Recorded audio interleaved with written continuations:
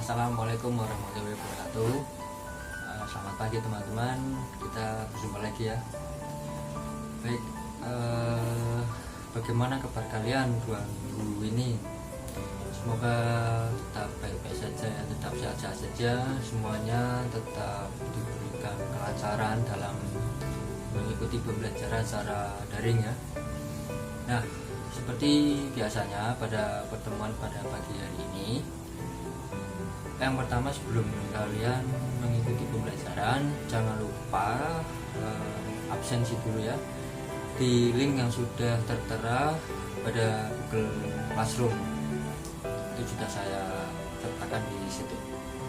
Nah, yang kedua, sebelum kita mengawali pembelajaran, alangkah baiknya kita berdoa dulu, semoga diberikan kelancaran, kemudahan dan ilmu yang bermanfaat. Berdoa dipersilakan. Baik, berdoa selesai. Nah teman-teman, pada pertemuan minggu lalu kita sudah belajar mengenai cerita rakyat atau hikayat ya. Nah, saya kira teman-teman semua sudah paham mengenai apa itu cerita rakyat atau hikayat, apa saja yang terkandung dalam cerita rakyat atau hikayat tersebut.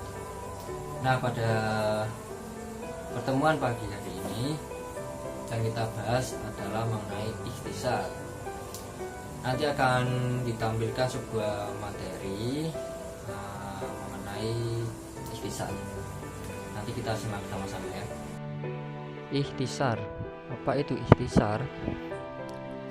Ikhtisar merupakan sebuah penyajian singkat dari sebuah karangan asli yang tidak perlu memberikan seluruh isi dari karangan asli tersebut dengan cara proporsional, atau dengan kata lain, ikhtisar merupakan sebuah bagian yang sangat penting setelah membuat kesimpulan dan juga rekomendasi. Ikhtisar tersebut mengandung topik persoalan serta tujuan yang akan dicapai dengan melalui topik tersebut. Pokok-pokok masalah penulisannya tidak harus berurutan, boleh secara acak atau disajikan dalam bahasa pembuat ikhtisar tanpa mengubah tema sebuah wacana.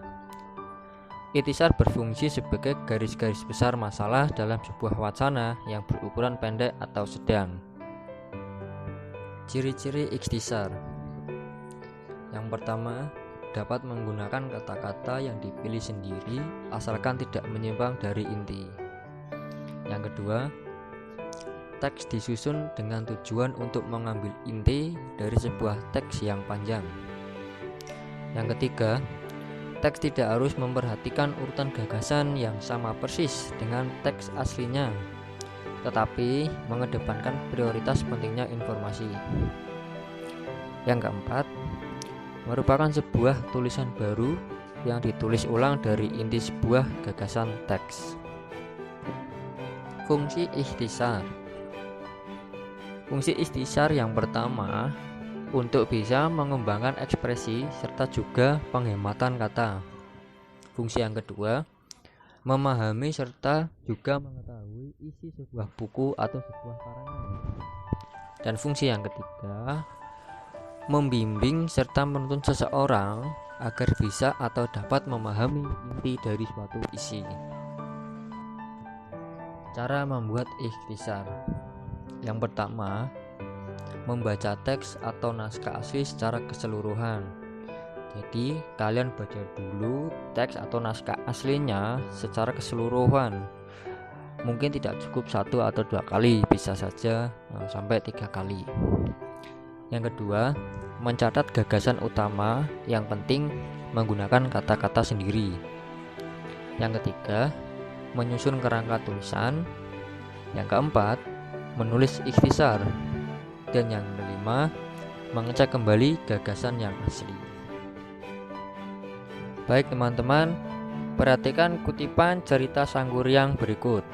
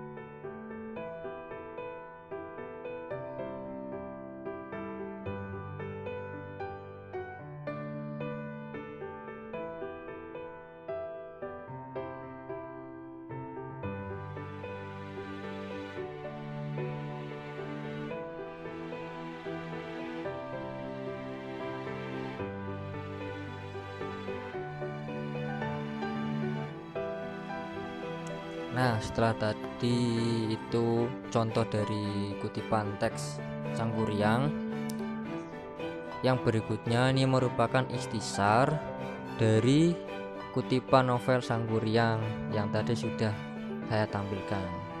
Tolong dibaca bersama-sama ya.